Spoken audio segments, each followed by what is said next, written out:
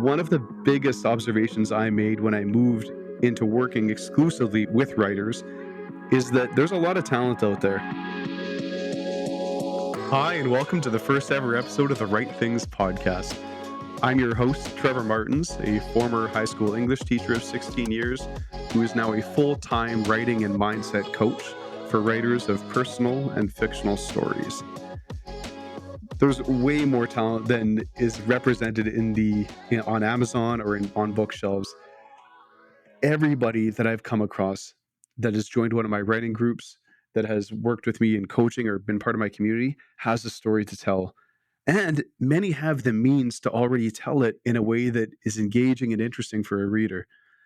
So I was very puzzled to find that less than 10% of people who want to finish a story and share it with the world actually do so. Because I know now, I can tell you beyond a shadow of doubt, it's not talent that's preventing people from finishing their stories. There's something else going on. And I think that something else is our mindset. It's the stories that writers tell themselves, the stories that come from the inner critic, you could say. This is the stories that perfectionists tell themselves, people pleasers tell themselves, and they're stories of self doubt. It's these beliefs that really seem to be getting in the way of writers having the courage to take the time to put their story on paper and to see it through and put it out in the world. And so this podcast is my attempt to, one, demonstrate the level or the quality of writing that is out there and that is possible with very little time put in. And two, it's to inspire writers who have been maybe sitting on a manuscript that they just haven't brought to an editor or haven't finished, or sitting on an idea that they haven't even fleshed out yet, to do so. Because I truly believe that each of us, if you feel called to tell a story, to write a story, to create a story, that it has value. That value might be for you in articulating and expressing that story. That value might be for me as a reader. It might be for the entire world. We never know the value of a story until we put it out there. I truly believe that though our inner critics, its prime job is to prevent us from putting our work out there. And so I'd like to get past that. And the biggest tool that I've used with writers to get past that is something called quick writing. I didn't come up with the term or the technique, but essentially it's this. You take a prompt, it could be a sentence, it could be a paragraph, it could be a word, set a timer for 4 minutes, and then write whatever comes to mind. No backspacing, no editing, no revising. Your only job is to keep your fingers clicking or your pen moving until the 4 minutes is up. What I've found is that this is great for people who tend to over edit, over revise, maybe a little perfectionist, or have a really loud inner critic. It relieves them of that pressure so that they can just be creative. And what ends up happening inevitably as they sit there and listen and imagine is they tap into their creativity.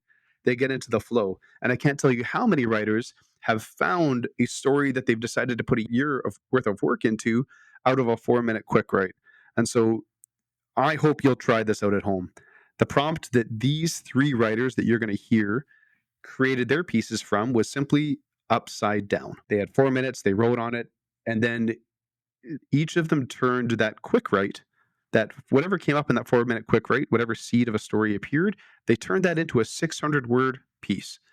And then my community members in the Right Things community voted on which stories were most interesting, and we landed on these three. So I'm really excited for you to get to hear these pieces. Remember that each of them they may be personal, they may be fictional, it doesn't really matter. I'm not going to define that for them. But each of them really have been created within 4 minutes plus maybe a few hours of writing and editing. And so I hope that, one, you can appreciate the stories, but two, you can also appreciate what is possible in very little time if you allow yourself the permission to trust your creativity, to trust your voice, and to let your story flow and guide you where it needs to go. It doesn't matter if it's personal or fictional, the process is the same. Each of the three writers that you're going to hear in this episode are reading their own piece for you. After you hear them, I'm going to come on and talk a little bit about the techniques and choices the writer was making and how it created a positive impact on us as listeners and readers of the story. I'm doing this because I think as writers, it's important for us to begin to become more aware, or just to grow and to become more aware of how our choices with language, with technique, with structure, impact our reader. Because we've got a tough job as writers. Our job is to take a memory, like an experience, a feeling, an image, something that we imagined, and somehow turn that into words that, when read, recreate that experience for our reader. That is truly our challenge as writers. It's not to write something good, it's to write something authentic and true. And so, the more effectively that we can use language to do so, I believe the more effective we are as writers. And so that's why technique is something that I want to bring up. On that note, let's move on to our first piece. Our first writer is Dr. Christine Churchill, an educator out of Winnipeg, Manitoba, whose self declared favorite people are middle year students. It's actually the first thing that she told my group when she walked into my classroom a year ago. She's currently writing a memoir about her experiences as an educator, but she's got a bit of a different spin on it. Instead of talking about what she taught students, her writing, her reflection, and her exploration is focused on recognizing what students taught her about education and learning. And so I hope that you're going to enjoy her piece. It's called Where It All Began.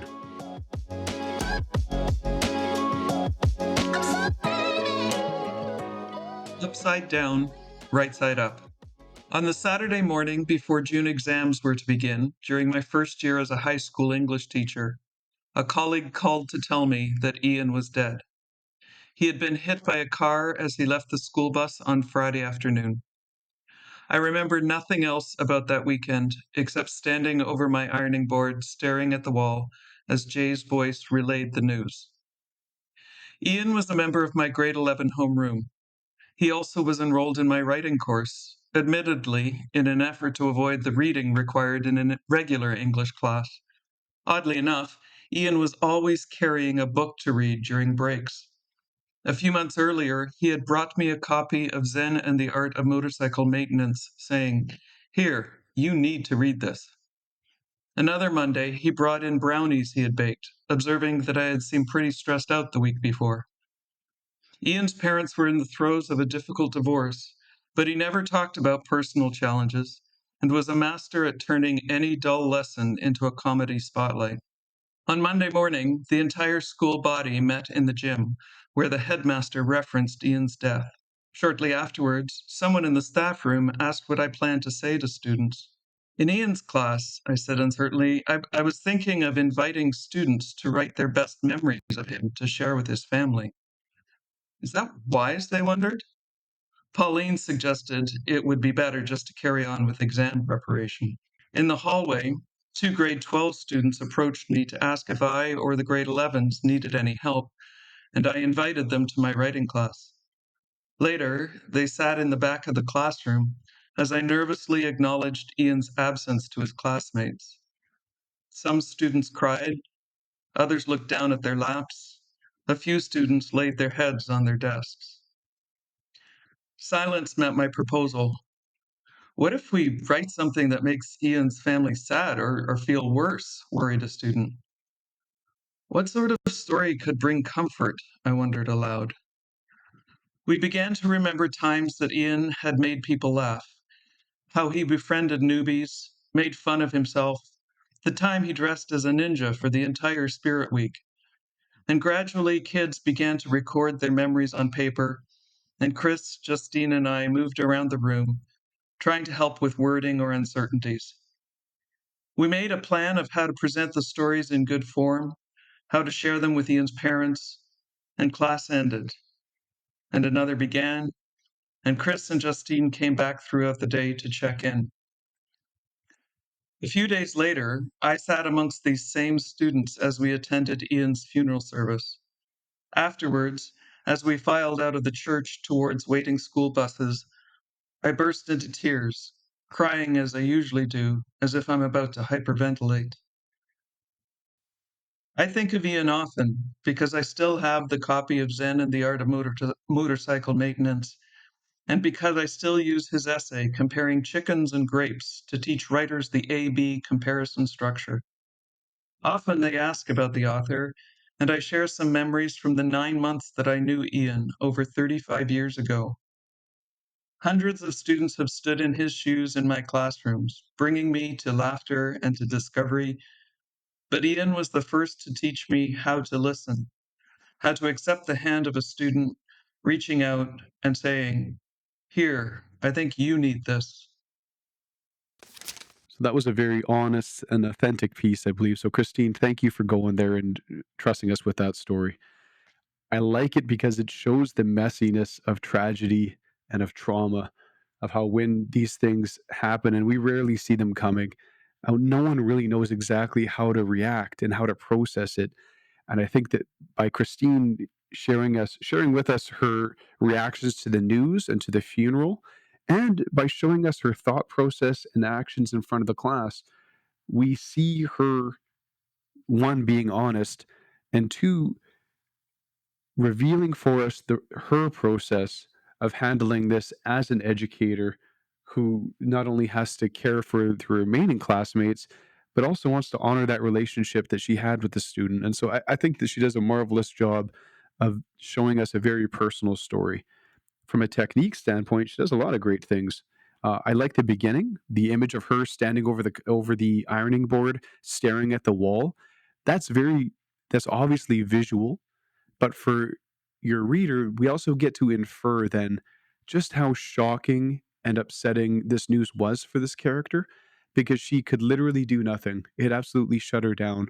And that's nice writing. She didn't tell us it was traumatic. We, as the reader, had that space to kind of infer it and understand it. And we like that as readers. We like to come to our own conclusions. She also does a great job, I think, of giving us Ian and showing Ian. And she does it through not by a full paragraph description of what he looked like, what he liked, how he talked, how he walked. She gives us little details about him. He avoided regular English class. He wanted to avoid regular English class, which is how he ended up in the class. And yet he always had a book, and he gives her a very specific copy, which is pretty advanced for a grade 11, Zen and the Art of Motorcycle Maintenance. It's a great book, but it's a little thick. So that reveals something about what he likes and what he's into and what he's capable of processing, and it makes the reader think again. Gosh, why didn't he go in regular English class? And then he brings her brownies when he thinks that she's stressed out the week before. And so just through three little details, adding on that his parents are going through a divorce, I think that she does a masterful job of giving us a depiction of a mature, interesting student who's also going through his own conflicts in life. And so I really appreciated how she brought him to life through interesting little details and not just using a narrator to tell us what he was like, per se. And then lastly, I talked about her vulnerability in front of the class. Those questions, like, what if we write something that makes Ian's family sad or worse, worried a student? What sort of story could bring comfort? I wondered aloud. We see this dialogue happening with her students where she's not the teacher with all the answers. She's literally talking it out with them. And as a class, they come to the conclusion at the end that they will go forward. And it's the students who come up with the types of stories that they can tell. And so I think that she models what her philosophy is, and that is that the students have just as much to teach us as educators as we do them. And so I think the piece is very successful. It's engaging, and I'm so glad that Christine decided to share it with us. Our next piece comes from somewhere off the grid in North Carolina, USA. Michelle Ramseth is a coach and yoga instructor who enjoys exploring her life story through both fiction and memoir. Her piece is titled Right After She Died.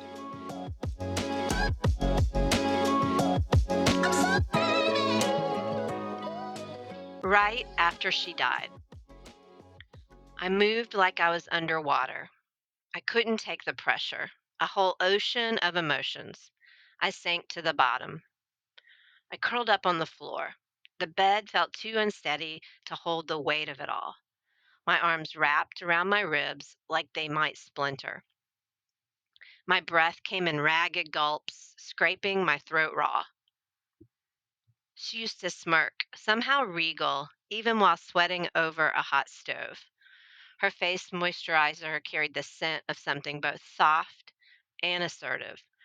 Her screams from the hospital bed still echoed. The memories overtook me, wringing sobs from my body in relentless swells. Grief rose and fell like tides until I was too worn to resist. My brother had found her. He said she had just let go. Peaceful. I wasn't there. I knew it was coming. I moved the trip up one day too late. That truth slammed into me like a tidal wave. My intuition had knocked, gently at first, then harder, but I hadn't listened. I stayed at work at a job I didn't even want. The rationalization surfaced with bitter laughter laced with regret. If this didn't teach me to listen to my heart, what would? The guilt settled in my chest like something sharp and heavy. I wanted to scream at the unfairness. We never got the clarity. Just 6 years of intensity, in and out of ICU, in and out of hospice care, in and out of fights with my brother, in and out of my mind. I pressed my face into the cool, steady floor. I noticed one of her favorite wool socks under the bed. My whole body heaved as the tether that binds mother and daughter ripped apart. I was left gasping, empty. Eventually, I heard the click off of the kettle in the kitchen. My brother's footsteps moved slowly. He hovered in the doorway. I didn't look up, but I could feel him there. I made you some chamomile tea, he said softly, his voice cracked at the end. I nodded. That was the closest we'd come to tenderness in a while. It wasn't much, but it was something. A small loosening in the years of tension between us. It was time to peel things back. Anger, pride, even silence. So different from the summers I used to spend with him, when I thought he hung the moon, when he made me feel like I could do no wrong. He'd sneak me into concerts, hold me on his shoulders for hours, tell me my laugh was the best sound in the world. Back then, he was my whole sky. Somewhere along the way, the air between us thickened. Silence crept in, but in that nod, barely anything, I felt a shift, a pull toward remembering who we once were, hinting at who we could be again. I dragged my body off the floor, sat upright, my heart still heavy. I sipped the tea. It tasted like nothing and everything. I felt the mug's warmth, even as my mind drifted to the moment she left her body. I hoped she wasn't scared. I hoped she forgave me. Her amethyst glinted on my finger. Ours, hers, mine. I rubbed it gently, the way she did. Was I enough? And then I felt it. A quiet shimmer in the air, an ethereal connection. Maybe this is how she wanted me to find her. Not in a mental fog, not hollowed eyed skin and bone, not at the end, just right here in the aching stillness where I could feel her without the need to hold on. Another story and another very vulnerable moment, this time with the loss of a parent. I think that Michelle does a really nice job of taking us in a different way than Christine into the immediacy of that moment, of what that can feel like on a physical and emotional and even spiritual level, to lose somebody like a parent that we do still have a relationship with. And I think she does a really good job too of bringing up the messiness that occurs with such a change, like how relationships, in this case with her brother, might have to change because the mother isn't there anymore, and how even our relationship to the person who passed changes when they pass. We try and reconcile that version of them that they were, that we remember, with their final days or final years in some cases. And so I think she explores a very human experience. She doesn't try and put an answer to it. She doesn't try and like put a cap on it. She just gives it to us raw. And I think that's what makes it engaging and interesting. And one of the central ways that she engages us with is with her language use. Pardon me. I really enjoyed the imagery, the similes, like the metaphors that she used. Like even she opens up with, "I moved like I was underwater. I couldn't take the pressure. A whole ocean of emotions. I sank to the bottom." And then she's on the floor and she talks about how she can't even be on the bed because the bed isn't sturdy enough. She needs anything that is rock solid just to try and gain balance and perspective on what's happened. What an interesting way to show how dizzying and disorientating and chaotic our lives become when we lose somebody that is a central piece of our life. And later on, she gives us the comparison. She does a couple things. She compares who the mother was to who she was in that bed, from working, sweating over the stove to the scent of her lotion to her screaming in a hospital bed. That contrast is also shocking, just like the loss. That could be the same person in a bed screaming at the top of her lungs as that which was nourishing us and caring for us. It's very emotional. And she doesn't only use like imagery and metaphor and simile very well. She also uses style. Like she repeats style. She has this in and out piece. We never got the clarity. Just 6 years of intensity, in and out of ICU, in and out of hospice care, in and out of fights with my brother, in and out of my mind. I love how she expands to show just all the conflicts that are going on. There's internal, there's with her brother, there's the physical conflict of trying to care for her mother. And so that in and out piece, I think, sews it together really nicely and makes it feel almost poetic. It like a lot of her writing. And then lastly, I like her ending. Maybe this is how she wanted me to find her, not in a mental fog, not hollow-eyed, skin and bone, not at the end, just right here in the aching stillness where I could feel her without needing to hold on. Like, wow, this doesn't solve anything. This doesn't bring a loved one back. But this wisdom that maybe it's almost as though she's saying, like, we just need to feel what we're feeling now, and that's where we can perhaps reconnect with that loved one. I think it's a beautiful image. Is it feeling the love? Is it I don't know. I'm not going to start to speculate on what, on a spiritual level, what this could mean, but I love the idea of surrender, and just that sometimes when we're so overwhelmed by an emotion and a feeling like this, that the best thing we can do to honor that person and maybe to survive it ourselves is to just feel. So I thank Michelle for her story. I apologize now to any of my francophone listeners. Our final writer comes to us from Notre Dame de Lourdes, Manitoba, Canada. Denis Fortier is a retired rural family physician who has since dived into his important stories, all with a special Canadiana flair. This piece is titled House Call.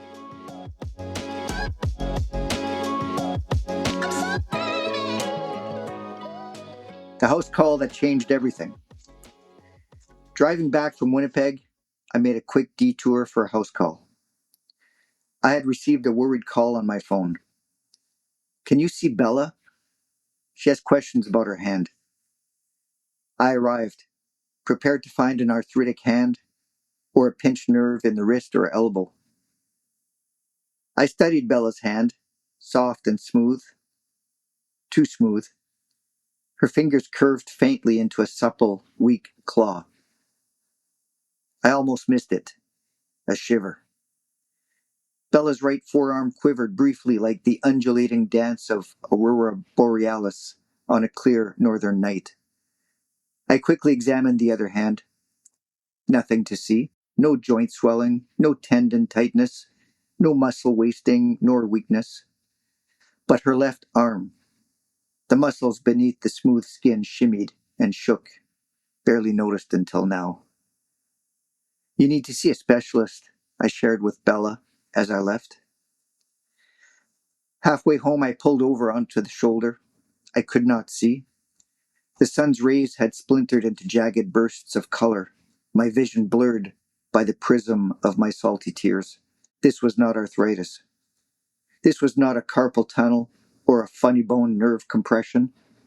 There was absolutely nothing funny about this tentatively diagnosed, devastating disorder. My mind buzzed erratically between bursts of joyful memories and glimpses of a desolate future. I felt dizzy. A painful lump pressed against my windpipe. Bella's world was about to be brutally flipped upside down. I shut the engine. I crossed my arms protectively over my chest and I pinched my rock-hard shoulders. It hurt. I did not care. No vehicles could be seen up ahead, and no cars were coming up behind me. Overwhelmed, I wept in waves for this kind woman, this loving wife, this beautiful mother, this laughing sister, this devoted grandmother. I bawled, thinking of the relentlessly suffering journey she and her family would soon embark on. I cried for her spouse, whose comfortable and peaceful life would soon be forever shattered. I peered into the future, and I howled with rage. I saw stolen rituals of joy, like missed birthdays, graduations, and weddings. I grieved for the children who would lose their mother, and for the grandkids who would lose their gentle and loving grand-mère. I felt a heaviness of sadness and hardship. This unwelcome barnacle of sorrow would cling onto the hulls of those who would continue their journey in this world, forever altering their course. A car approached on the long, straight stretch of road ahead. A quick glance in the rear-view mirror. My bloodshot eyes would surely betray me. I wiped the tears. "Put your game face on," I said to no one, as if this would help. It did, a little. I needed to replace those unhelpful emotions with logic, fortitude, and action. There were so many things to do, to prepare for, and to be strong for. I turned the ignition and choked back the bilious anger burning my throat. Breathe. Just breathe. I drove home. 10 short minutes to prepare, to think, to bury the ruins of a snotty nose and puffy eyes. 10 minutes to find strength. I lingered a little longer in the driveway as I struggled to find it, and then eventually to gather it, my courage. I walked into the house and greeted my wife. "So you visited Mum. What did you think?" A tiny tear welled up in my right eye as I wrapped a heavy blanket of professional numbness over my aching heart. It's not good. Well, we certainly have a theme of vulnerable moments in these stories. Our vulnerable moments tend to be very private and very personalized to us. They reveal what mattered to us or what matters to us, who we are, and really how we handle conflict and struggle. And I think all three writers do that. And Denise obviously is no different. The piece does a great job of keeping us in a bit of suspense about who the woman is that he's speaking to at the beginning. She's given in the name of Bella, but we don't know who she is to Denis. And judging by his reaction, his breakdown in the car, we know that this was someone close to him. And we're already getting hints that this is somebody who knows uh, something about medicine, something about the human body, because he's called to check in on her. And what's nice as a writer is if we do have knowledge of a special field, like it doesn't matter what that is. It could be writing, it could be sewing, it could be medicine, it could be plumbing. It doesn't matter.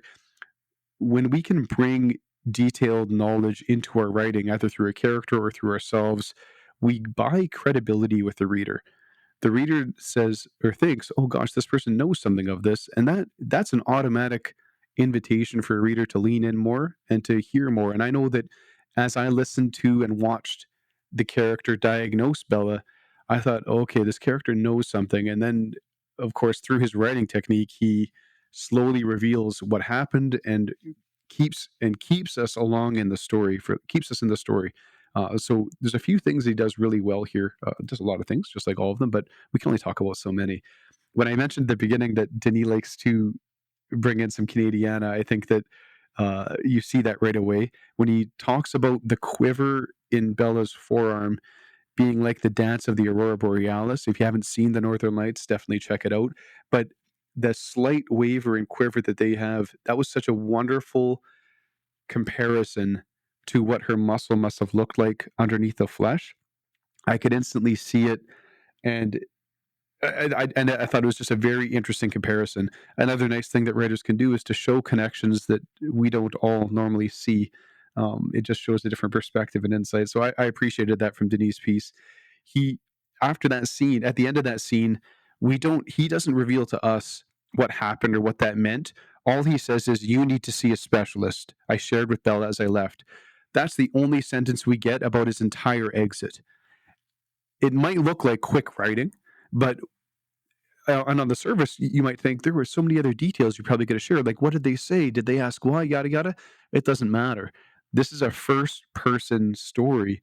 And so for the first person narrator, Denis in this case, he had to get out of there.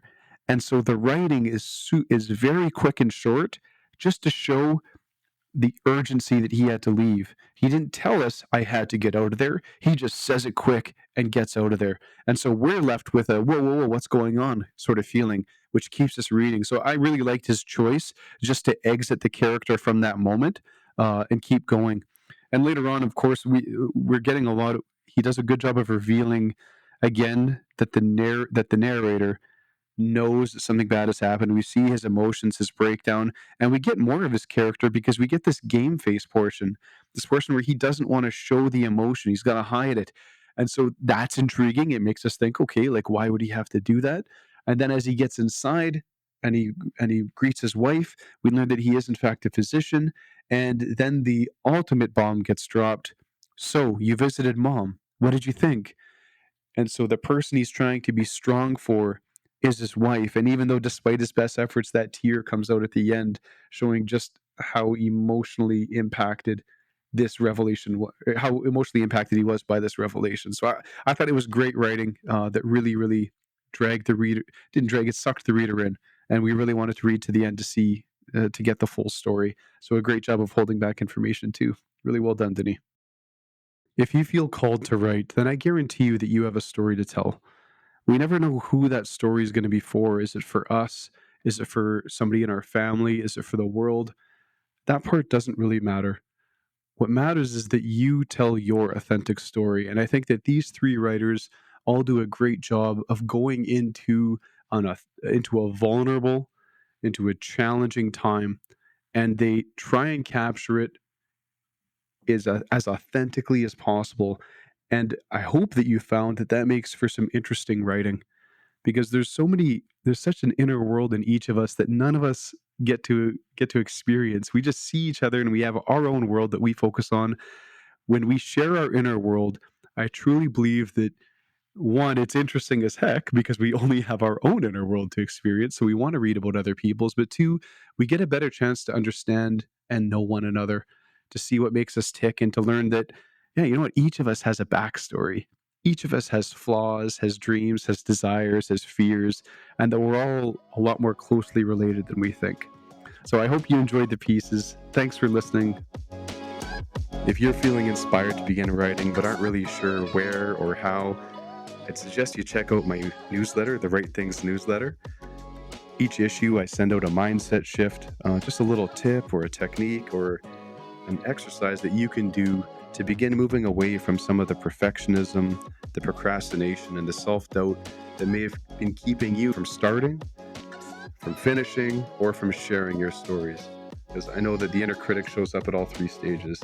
So if you're interested and want to check out some of my past issues, you can go to ihelpyourwritethings.com/blog and you can see everything that I've done there for free. You can even sign up to get the new ones. So I hope to see you on the list and I hope to see your stories out there one day.